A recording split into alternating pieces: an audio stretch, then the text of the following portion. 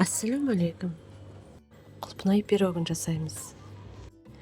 Ол үшін бізге құлпынай пирогымыздың қамырын дайындаймыз.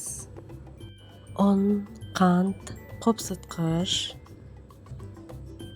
бөлме температурасында тұрған сары майды қосып барлығын араластырамыз. Жұмыртқаның сарысын саламыз.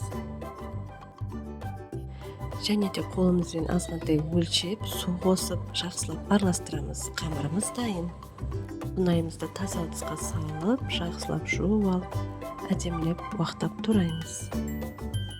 Құлпынай пирогымыздың енді салмасын жасаймыз. Ол үшін бізге қаймақ керек болады, күкірөзні крахмал және қант, 2 жұмыртқа қосып, жақсылап араластырамыз.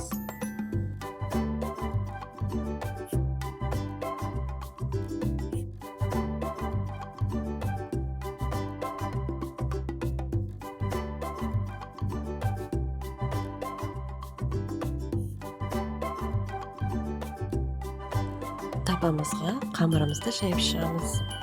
Бетіне құлпынайымызды себеміз.